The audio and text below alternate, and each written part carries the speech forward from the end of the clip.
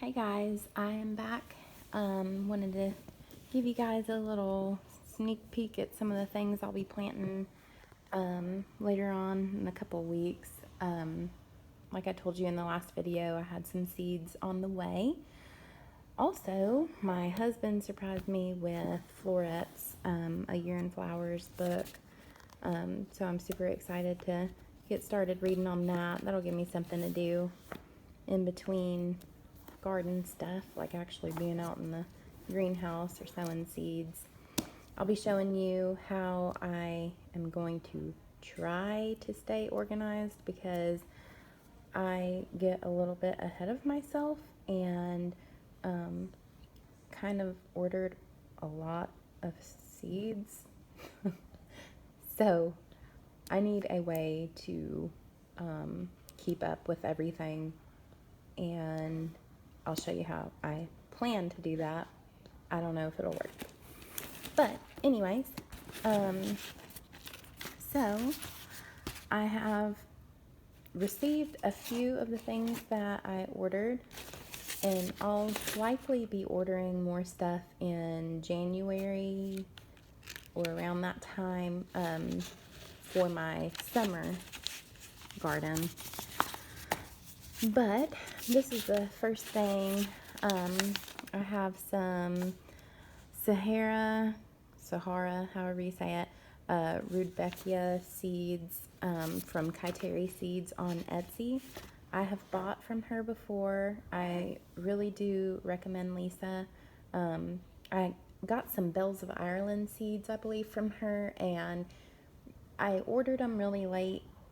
They did well sprouting, but they kind of got lost because I sowed them so late in my Cosmos and Zinnias, so they kind of like shadowed the Bells of Ireland. They did form bells, but they were only probably like, I don't know, 4 inches tall, so that was my fault.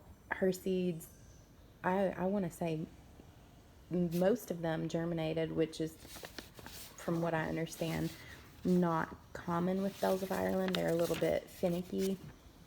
So, anywho,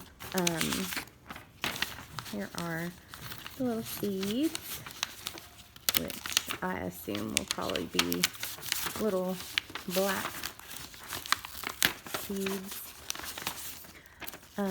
Also with her Bells of Ireland, the first time she sent them, they had gotten crushed in the mail, and I messaged her, and there was no problem whatsoever with getting a replacement sent, which was super nice of her.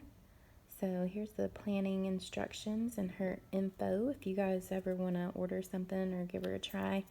So there's that.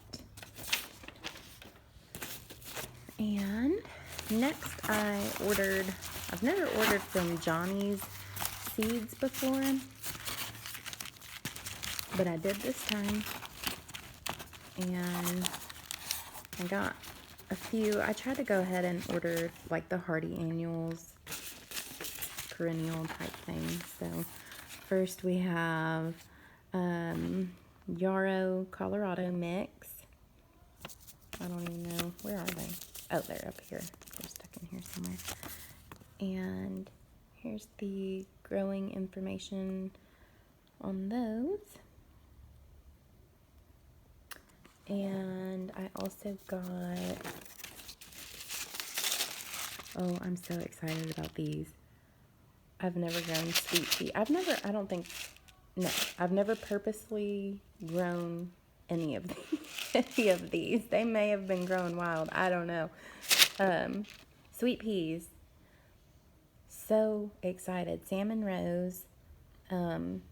It looked really pretty. There's so many different color variations when you search on Google.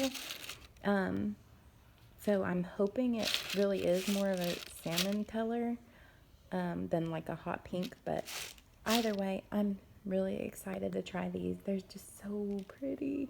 I'm planning on sowing these. I have a little short picket fence on the side of my driveway, So I was going to try and trellis them as they grow up that picket fence. So if it works, it's going to be really pretty. And also, I've heard they smell amazing. So I don't know that I've ever seen them in person, but oh, the brushstrokes viola. I have not grown these either. I want some color. My goal is to have flowers at all times if possible, even in the winter. So I don't know. I think I'll go ahead and sow some of these. I don't know if they'll do okay in zone 7 right now, but I'll definitely sow some closer to spring too, so that they'll be blooming by spring. So I'm excited to give those a try too. And there's the back. I don't know. I don't think I showed you the back of the sweet peas. Here's the back of those sweet peas. And I pre-soaked the seeds for 24 hours. So this is all new for me. We'll see. Status. It looked really pretty, and I'm trying to. I learned from my last summer cutting garden, one of my mistakes, which seems to be a common mistake, is getting really excited about the big pretty flowers and then forgetting about the fillers and the foliage and, just more of the texture aspect of it. And so I was trying to add a little bit of variation and not just have a whole, vase full of just cosmos or just zinnias, and I also, one of my other mistakes last year, from my summer garden, was not sowing succession sowing, especially with my sunflowers.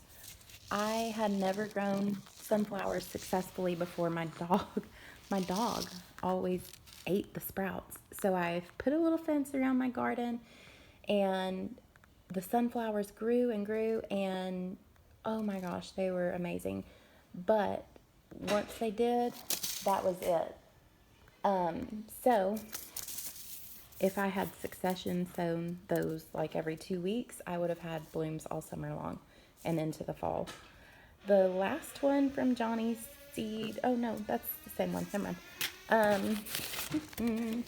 All right, so I told you I had tulips on the way. They are here, and I am so stinking excited. I literally cannot wait for spring because these flowers are so pretty. I don't know what to do with them, but I'm gonna figure it out. We're gonna figure it out.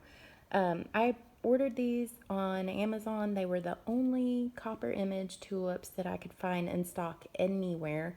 And literally as soon as I bought them, they were marked as sold out on Amazon. And then I also, once I got the package, went to their website and searched, for some of the products that they had. And they actually have a really amazing variety of tulips and dahlias, which I do plan to order some dahlias from them. But anyway, it's nice to support a small farm versus, I had ordered some ranunculus and anemones from Tulip World. So that was kind of nice, being able to, support a small business. I ordered 2 packs of the 20 bulbs, so 40 total, and they look pretty good. Most of the, I don't know what to call it, the leafy, dry, brown stuff, like this dry skin, or I don't know what the word for that is, this stuff. Most of that has fallen off in the bag, but the bulbs look pretty good. I don't know if they're on the small side or if that's normal or whatever, but they look nice and healthy, and a lot of them actually had some little baby bulbs, I guess, right there. You can kind of see them. I went through the bag and took some of them off. Just to kind of, I don't know, they said, I emailed them and they said that you could actually snip some of those off and, well, not snip, but like, this one doesn't look so good, but snap them off, and you could actually pot them up in a small pot and let those grow. And of course they'll take some time to get big enough to actually bloom, but I mean, shoot, why not? I'm gonna try it and see. I mean, I can wait a couple years on that because these things aren't cheap. I think it was 20 bucks for 20, something like that. But I want tons of them, and that gets expensive after a while. So, I feel like I'm opening Pandora's box here. Do you guys get kind of overwhelmed with everything that you want? My husband was laughing at me because there was a sale on seeds on Etsy, and the seeds were $1.70. Well, he told me to order some, and I said, well, my cart is, the total's $57. He said, how do you get a cart total of $57 when they're on sale for $1.70? I was like, because I like all of them. I do. I like every one of them. Oh, I did miss one. Larkspur. I love larkspur. I have seen photos of it, and again, it's back to that, just having variation in the garden and having a tall, spiky flower would be nice. Not only do I want this in my cut flower garden, but I want it in between my perennials in my front flower bed. So these, I do believe I can direct seed outside in the fall. So we'll see how that goes. Oh, and the last thing I wanted to show you guys really quickly is my attempt to be organized.